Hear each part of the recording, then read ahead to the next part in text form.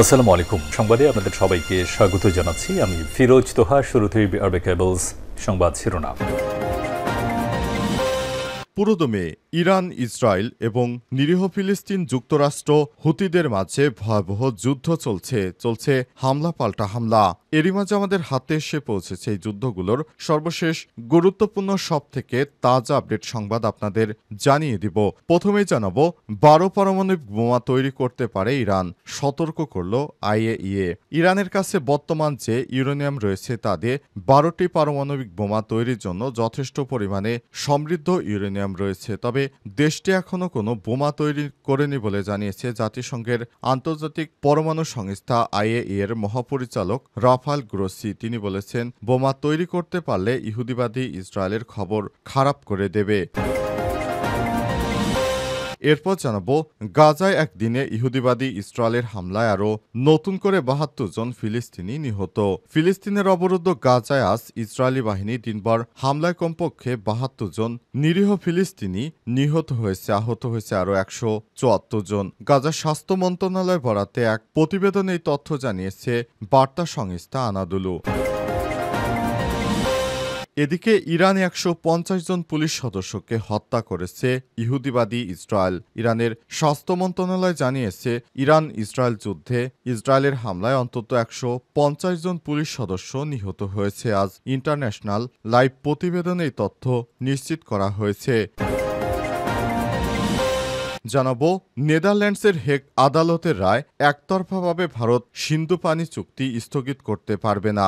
পাকিস্তান বলেছে, হেগ আদালতের পরিপূরক রায়ে ভারতের একতরফা পদক্ষেপকে পাশ কাটানো যাবে না। সিন্ধু পানি চুক্তি সালিশ প্রক্রিয়া অগ্রাহ্য করার কোনো সুযোগ নেই। ভারত একতরফাভাবে সিন্ধু নদীর পানি আটকে রাখতে পারবে না। এবং সর্বশেষ জানাবো, জুলাই মাসে জুলাই ফেরাতে চায় এনসিপি। ছাত্র জনতার অভ্যুত্থানের মুখে গত বছর শেখ হাসিনা পালিয়ে যায়। দীর্ঘ 1 বছর হতে চলেছে, সেগুলো মানুষ ভুলতে চলেছে। নতুন করে সেগুলো সামনে আনতে বিভিন্ন পদক্ষেপ গ্রহণ করতে শুরু করেছে শিক্ষার্থীরা। তারা আন্দোলনগুলোকে আবার নতুন করে সারা দেশব্যাপী চাঙ্গা করার সিদ্ধান্ত নিয়েছে। প্রিয় দর্শক, এতক্ষণ শুনছিলেন সংবাদ শিরোনাম, এবারে বিস্তারিত। তবে তার আগে বন্ধুরা, অনুরোধ থাকবে এই সংবাদটিতে একটি লাইক দিন। এই চ্যানেলে আপনি নতুন হয়ে থাকলে আমাদের সংবাদটি দেখতে দেখতে চ্যানেলটি সাবস্ক্রাইব করে রাখুন। কমেন্ট করে বন্ধুরা আপনার মূল্যবান মতামত জানিয়ে দিন আপনি বিশ্বের কোন দেশ থেকে বা বাংলাদেশের কোন স্থান থেকে আমাদের সংবাদটি দেখছেন এবং শুনছেন। আর বন্ধুরা, ইরান ইসরায়েল যুদ্ধে আপনি কোন দেশকে সমর্থন করেন কমেন্ট করে জানিয়ে দিন। এবারে বিস্তারিত।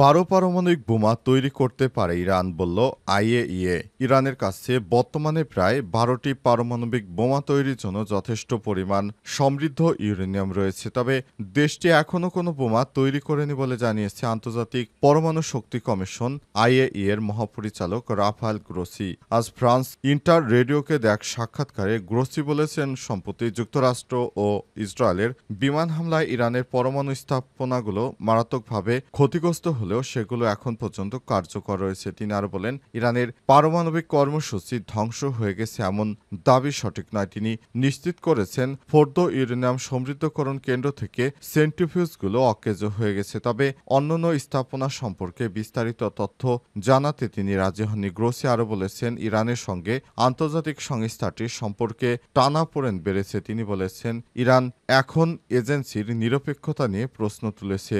দুই পক্ষের মধ্যে স্পষ্ট উত্তেজনা রয়েছে। গত 25শে জুন ইরানের পার্লামেন্টে একটি বিল পাশ হয়েছে। এতে আইএইএ এর সঙ্গে সহযোগিতা স্থগিত করার পথ তৈরি হয়েছে। এই বিল গার্ডিয়ান কাউন্সিলের অনুমোদনের অপেক্ষায় রয়েছে। এটি আইএইএ এর পরিদর্শকদের জন্য সুপ্রিম ন্যাশনাল সিকিউরিটি কাউন্সিলের অনুমোদন বাধ্যতামূলক করবে। 2015 সালের পরমাণু চুক্তি অনুযায়ী ইরান কেবল 3.67% মাত্রায় ইউরেনিয়াম সমৃদ্ধ করতে পারে, কিন্তু বর্তমানে তারা 60% পর্যন্ত ইউরেনিয়াম সমৃদ্ধ করছে, যা অস্ত্র তৈরির জন্য প্রয়োজনীয় 90%-এর একেবারে কাছাকাছি। এবং এর আগে আইএইএ জানিয়েছিল, ইরান শান্তি চুক্তির শর্ত মানছে না। গাজায় একদিনে নতুন করে প্রাণ গেল ৭২ জন নিরীহ ফিলিস্তিনের অবরুদ্ধ গাজায় আজ ইসরায়েলি বাহিনীর দিনভর হামলায় কমপক্ষে ৭২ জন নিহত হয়েছে, আহত হয়েছে আরও ১৭৪ জন। গাজার স্বাস্থ্য মন্ত্রণালয় বরাদ দিয়ে এক প্রতিবেদনে এই তথ্য জানিয়েছে বার্তা সংস্থা আনাদুল এজেন্সি। মন্ত্রণালয়ের তথ্য অনুযায়ী ২০২৩ সালে অক্টোবর থেকে গাজায় চলা ইসরায়েলি হামলায় নিহতের সংখ্যা ৫৬,৩৩১ পৌঁছেছে আর আহত হয়েছে ১,৩২,৬৩২ জন নিরীহ ফিলিস্তিনি। ২০২৩ সালের ৭ অক্টোবর ইসরায়েলি ভূখণ্ডে ঢুকে আতর্কিত হামলা চালায় ফিলিস্তিনের প্রতিরোধ আন্দোলন হামাস। এদিন তারা ১,২০০ জনকে হত্যার পাশাপাশি ২৫১ জন জিম্মি হিসেবে ধরে নিয়ে যায়। হামাসের হামলার জবাব দিতে এবং জিম্মিদের মুক্ত করতে ওই দিন থেকে গাজায় অভিযান শুরু করে ইসরায়েলি বাহিনী। ১৫ মাসের বেশি সময় ধরে টানা অভিযান চালানোর পর যুক্তরাষ্ট্র সহ অন্যান্য মধ্যস্থতাকারী দেশের মধ্যস্থতায় গত ১৯ জানুয়ারি গাজায় যুদ্ধবিরতি কার্যকর করা হয়, কিন্তু বিরতির ২ মাস শেষ হওয়ার আগেই গত ১৮ মার্চ থেকে ফের গাজায় অভিযান শুরু করে আইডিএফ। দ্বিতীয় দফা এই অভিযানে গত আড়াই মাসে গাজায় নিহত হয়েছে ৬,০০৮ জন ফিলিস্তিনি, আহত হয়েছে আরও ২০,৫৯১ জন। এদিকে যে ২৫১ জন জিম্মিকে হামাস যোদ্ধারা ধরে নিয়ে গিয়েছিল তাদের মধ্যে অন্তত ৩৫ জন এখনও জীবিত আছে বলে ধারণা করা হচ্ছে। সামরিক অভিযানের মাধ্যমে তাদের উদ্ধার করার ঘোষণা দিয়েছে আইডিএফ। ইহুদিবাদী ইসরায়েল জানিয়েছে, আমরা আমাদের সমস্ত জিম্মিদেরকে ফিরে আনতে যা যা করা লাগে তাই করব। তারা এর জন্য নিরীহ ফিলিস্তিনিদের উপর হামলা চালিয়ে যাচ্ছে। ইরানের ১৫০ পুলিশ সদস্যকে হত্যা করল ইসরায়েল। ইরানের স্বরাষ্ট্রমন্ত্রী আজ জানিয়েছে, ইরান ইসরায়েল যুদ্ধে ইসরায়েলের হামলায় অন্তত ১৫০ জন পুলিশ সদস্য নিহত হয়েছে। ইরান ইন্টারন্যাশনাল লাইভ প্রতিবেদনে এই তথ্য জানানো হয়েছে।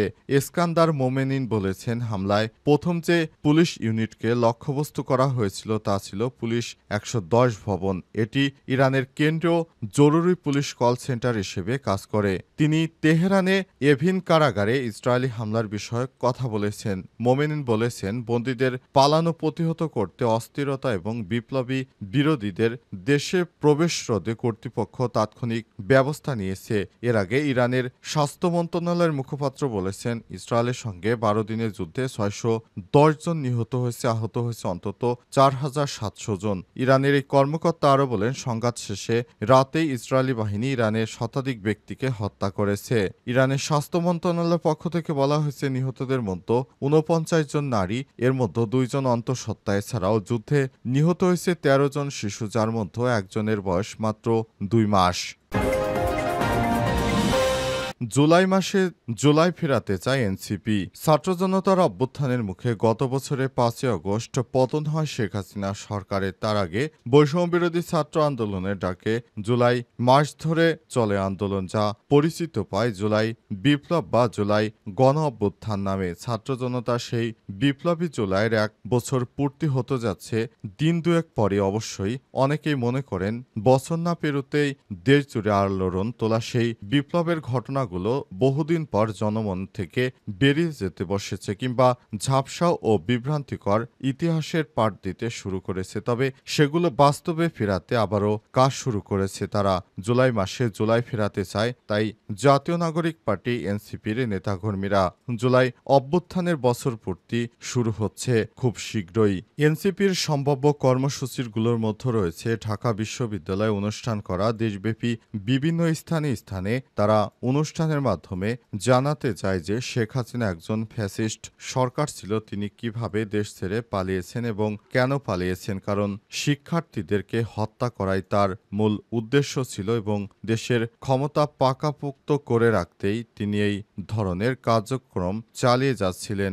এই কথা জানানোর জন্যই শিক্ষার্থীরা নতুনভাবে এবার শেখ হাসিনার মুখোশ উন্মোচন করার জন্য তারা কাজ শুরু করেছে। শেখ হাসিনাকে তারা দেশ জুড়ে একজন স্বৈরাচারী পতিত সরকারের নাম আবার নতুন করে জানান দেওয়ার জন্য বিভিন্ন কর্মসূচি গ্রহণ করতে শুরু করেছে। শিক্ষার্থীরা জানিয়েছে যে তারা শেখ হাসিনাকে একজন স্বৈরাচারী দোসর হিসেবে, এছাড়াও এনসিপির সম্ভাব্য কর্মসূচির মধ্যে রয়েছে ঢাকা বিশ্ববিদ্যালয় টিএসসি সহ সারা দেশে ডকুমেন্ট প্রদর্শন করা। এর মধ্যে কথা ক, বাংলা মা, 52, দেশ সংস্কার, স্বাধীনতার গ্রন্থ, দেশ কার, আবু সাইদ, রক্ত, দেশ কারো বাপের নয়, শকুনের চোখ, আওয়াজ ওঠা সহ আন্দোলনের প্রেরণা যোগানো অনেকগুলো সঙ্গীত।